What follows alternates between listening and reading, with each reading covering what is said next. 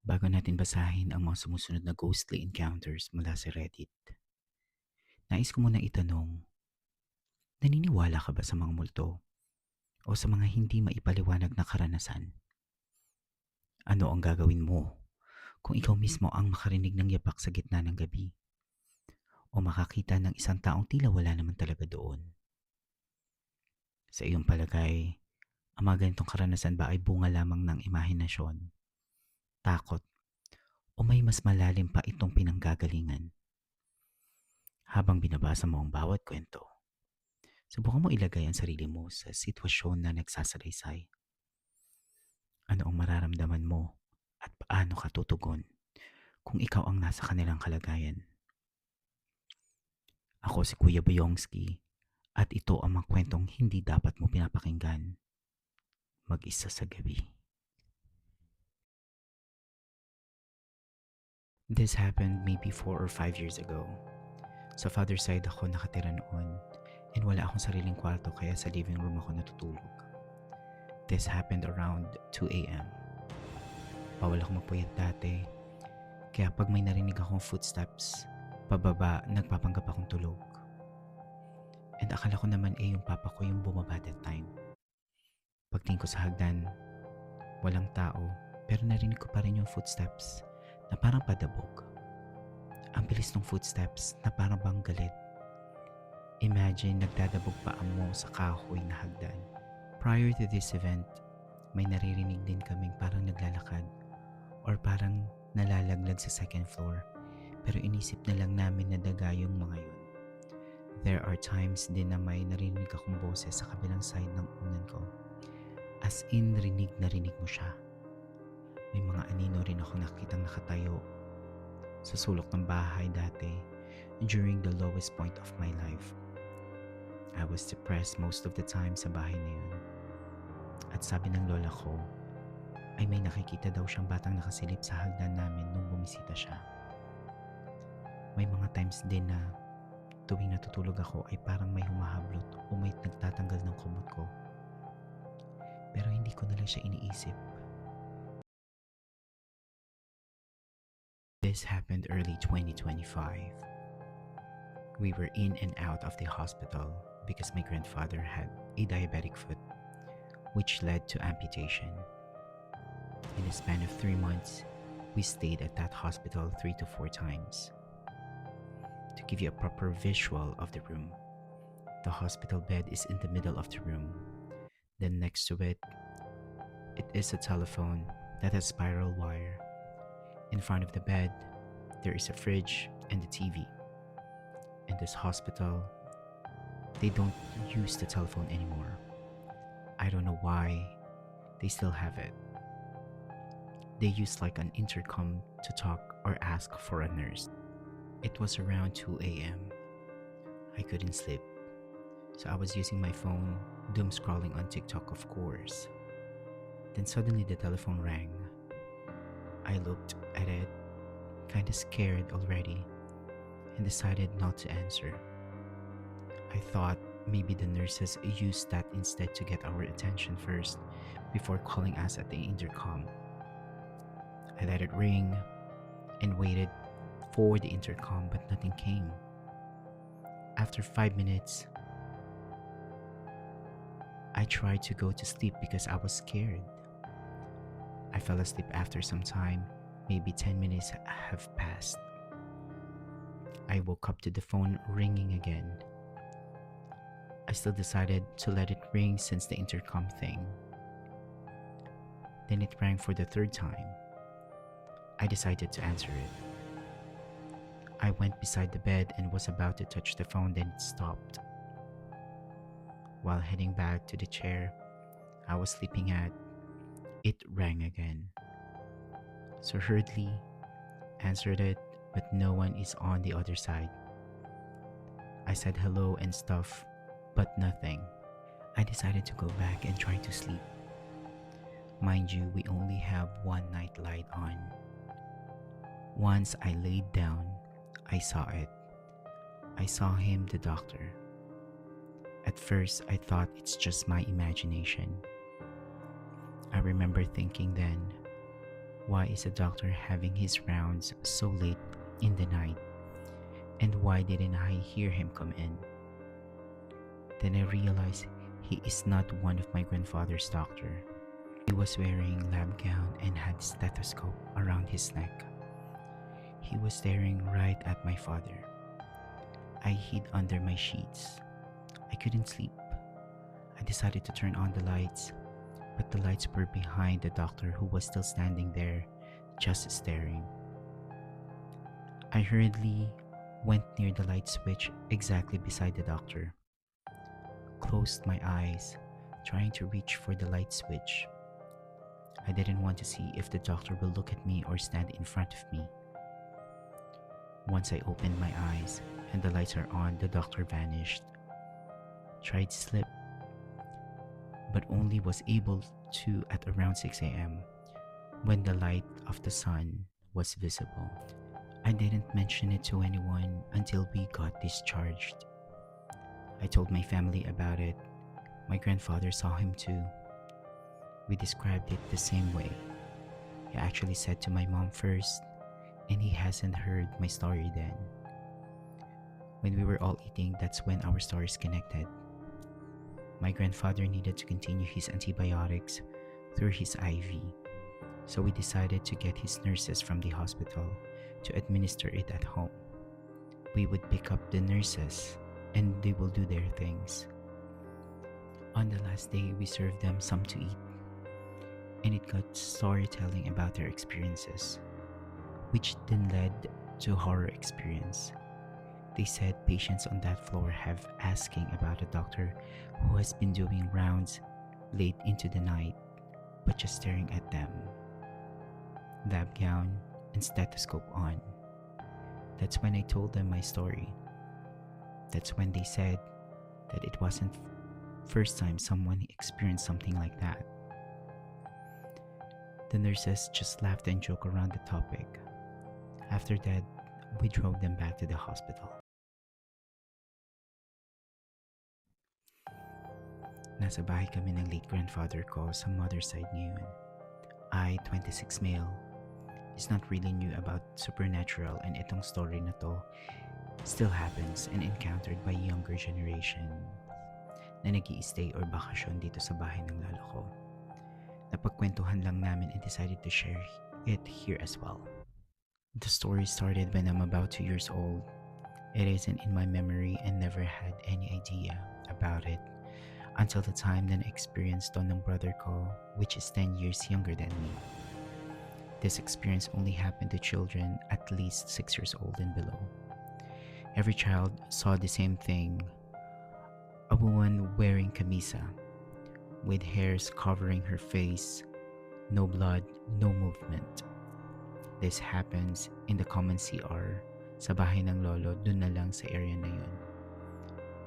Pagkaupo daw sa akin ng mom ko, sumigaw daw ako tas iyak ng iyak and brokenly describing a woman in the CR. I can talk as early as 1.5 years old. After umiyak, pina-CR ulit and walang reaction as is and never happened again. Medyo kakaiba yung forma ng bahay, not your square-shaped house na common. It has weird angles, weird post, L-shaped entrances. From a post which has around 60-degree angle.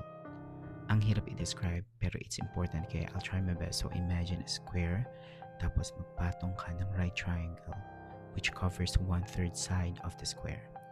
Why it is important? Doon lang siya nakikita sa side ng triangle, that area only. Sobrang daming dead leaves sa area na to kahit anong walis mo, kahit anong season. The original ambience of the house ay napapaligiran siya ng napakaraming puno. Sobrang daming dahon sa paligid ng bahay. Ngayon medyo onti na lang marami ng bahay na nakapaligid. Air continuous, malamig sa madaling araw, maraming lumang gamit. Nung buhay pa si Lolo, that area na pinagpapakitaan ng babae ay kwarto na hindi nasisinaga ng araw. Pero sa araw na lulusot sa onting butas sa bubong, di na inayos kasi may abang na pang second floor na bubong during that time. Malamig, madilim, maalikabok, tapos tahimik.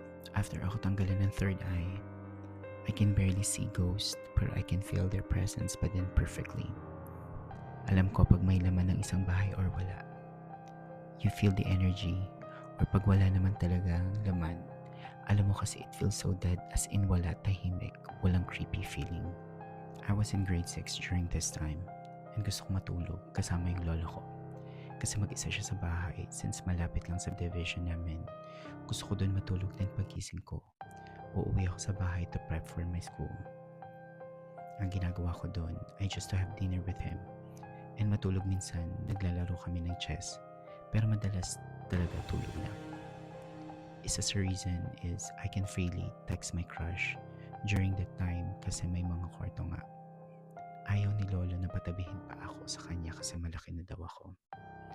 Most of the time, nag-i-insist talaga ako kasi close talaga. Pero he is training me na pala.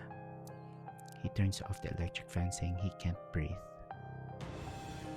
Kasi malakas yung hangin. Take note, that fan is at least 3 feet away. On the number 1, may kulambo pa. This started when sleeping to my lola's house outside vacation months became a norm. Doon ako natutulog sa kwarto. Normal lang nung una kasi may ilaw. And may nafe-feel man ako, di bothering kasi kakapasara lang ng third eye ko. Around 3 years before that. One day, he decided na turn off all the lights in the house. Di daw siya makatulog and something in me felt na may nakatingin sa akin from that CR. I can't see it, but I feel it. Take note, kinikilig pa ako neto sa crush ko pero nangingibabaw talaga yung takot. Gradually, lumalala yung experiences. I can feel na may umuupo or humihiga sa kama. Queen size yung sinauna, yung may spring na sobrang bouncy. Dama ko talaga but whenever I turn, wala naman since it's elevated. I feel someone is speaking. Di ako makatulog kahit anong gawin ko kasi I feel a presence pero wala akong makita. Seeing it might help siguro that time pero no, sobrang dama mo yung presence niya. Hindi mo ma-explain pero alam mong may kasama ka sa kwarto. Alam mong may nakatingin sa'yo.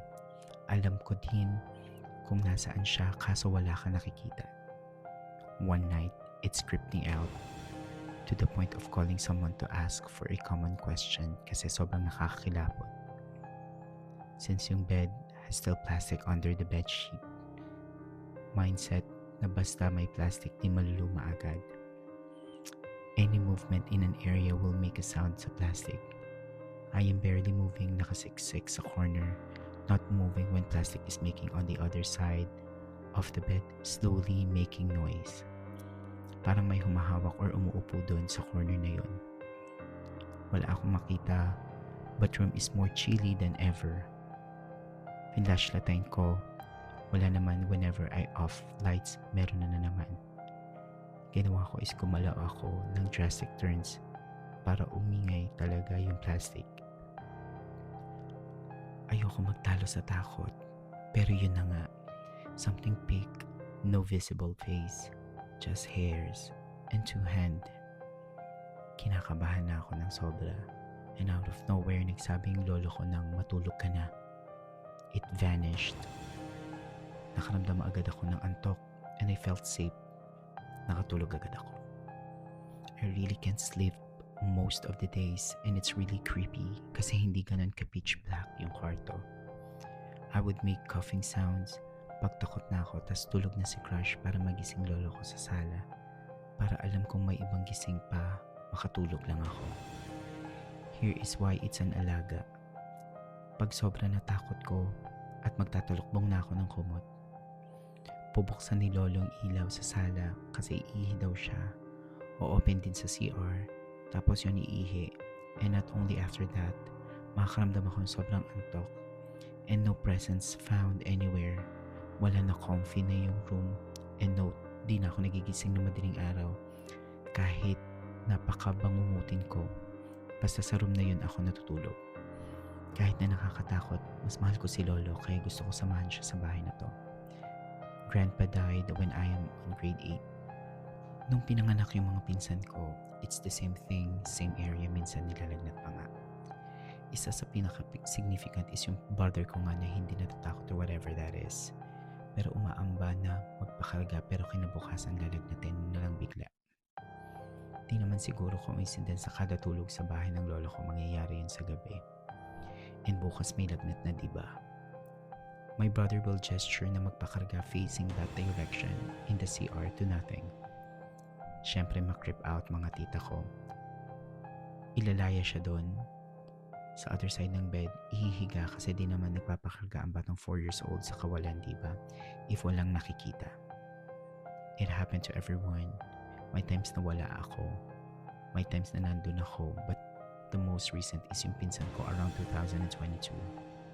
Naglalaro siya doon in that area. Siguro 5 or 4 siya noon. And out of nowhere sumigaw siya.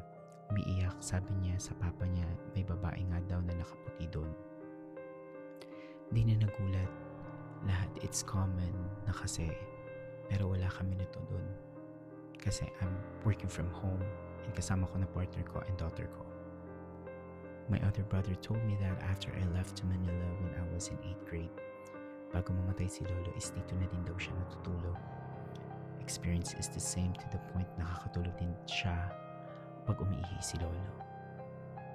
My partner can see as long as it's strong and not just any common entities.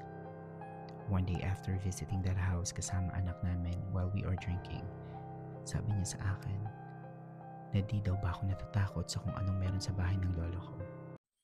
I told her na no, I can barely feel almost nothing na lang. Pero paano mo alam?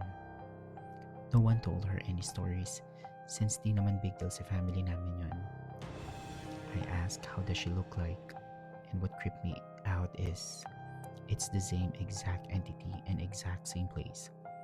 All these years, my grandpa was dead years ago, more than a decade na, pero it's still there. Sobrang same description and sobrang same area. She told me that lady keeps speaking when there is an occasion, no visible face, kahit anong mangyari, no distinct feature. It's just there. And I told her the stories and explained it to her na my grandpa has background with faith healing and kulam confirmed by grandpa's mom, and yung mga natulungan niya daw during his wake, yun ang usapan. Pag masakit ang ipin namin, lalapit kami kay alam mo may nagnakaw dyan, tapos ilang araw after niyang magnakaw sinauli ninakaw niya kasi di daw nawala yung kati sa katawan niya. Binigyan niya ako ng anting-anting para sugal, yumaman kami. That's the talk, and his mom told me he knows he was dying since nakita niya na daw. Everyone knows grandpa was into it, pero as a guy na laking Maynila, when we were young, those stories are just di ka panipaniwala sa akin. We started living here, grade 5 ako.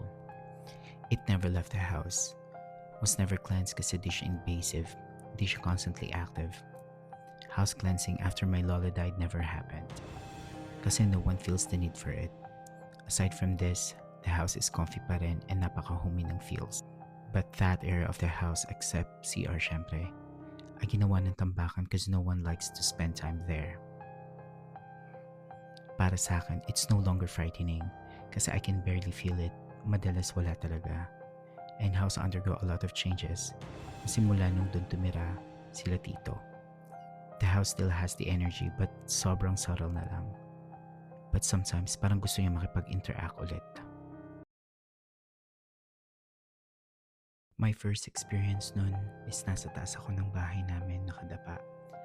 Ang bahay namin nun halos 6 na dipa lang ang lapad. Biglang may kumakalbit sa may patan ko. Pagtingin ko walang tao, around 12 nun yata yun or 2 p.m. Bumaba na lang ako nun after. Sunod naman nung high school na ako nag-brown out. Yung higaan ko may maliit na butas. Doon minsan nadaan yung daga pero doon kami nag-uusap ng barkada ko. Then around 12 to 2 a.m. yata yun. Nag-brown out. Ramdam ko may humawak sa paa ko na parang hihilain ako. Pero wala na space kasi sakto lang higaan ko tapos pader na. Nawindang ako kasi ramdam ko yung kamay niya nakahawak palibot sa may sakong na parang tinaboy ko lang. Tas biglang nawala.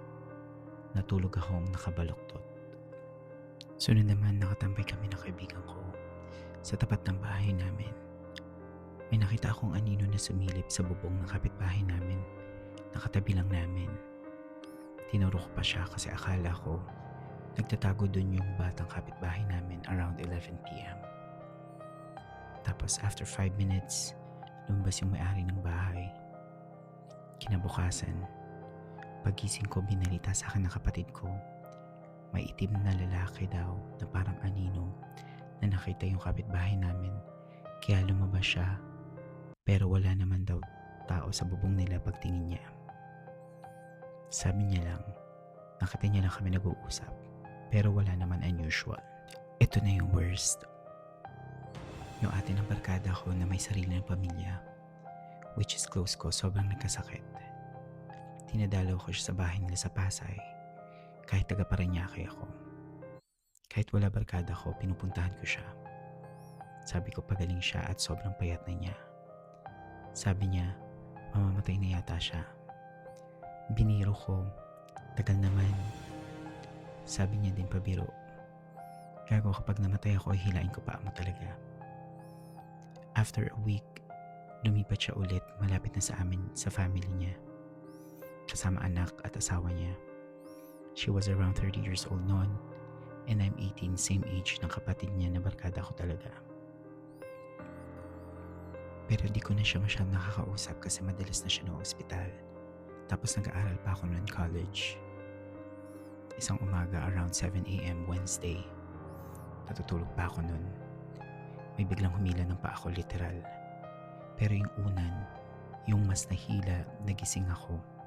Pagsilip ko walang tao, pero natulog ulit ako. Inisip ko, baka kapatid ko pinagtripan lang ako bago lumabas ng bahay. The next day, nalaman ko namatay na pala siya 5 a.m. Wednesday. Siya pala yung humila ng paa ko. Dumalaw kami sa burol niya at nakipaglibing din. After 3 days ng pagkakalibing niya, nakipag-inuman ako. Yung BFF kong lalaki, which is ex niya. Nagsabi, hatid na daw ako kasi mag-12 na. Tingnan ko orasan 11:35 p.m. na. Sabi ko saglit, mga 11:50 ako uuwi. 12 a.m. nung pauwi na, madadaan namin bahay nila pero maliwanag ang ilaw. Kaya kita mo walang tao ang dadaanan namin. Nauna akong konti, maglakad kasi looban yun. Madilim na sa lilikuan. Nagulat ako. Tinatawag ako ng BFF ko mga 3 times. At dahil nauuna ako, lumingon ako. Oh my God. Nakita ko BFF ko nakaturo dun sa may nakaupo sa simento.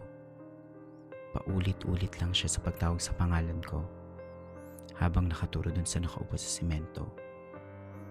Kitang-kita ko siya. Yung namatay na ate ng barkada ko. Nakaupo sa simento na nakaharap sa bahay nila. Naka-white t-shirt at red na short. Nakayuko ang ulo sa may tuhod niya. Then after nun, nag-start na ako makakita ng mga taong namatay na. Yan ang ating mga storya para ngayong gabi. Muli, ako si Kuya Boyongski at ito ang mga istorya ng mga ghostly encounters na hindi mo basta makakalimutan. Hanggang sa susunod na kwento, matulog ka na kung kaya mo.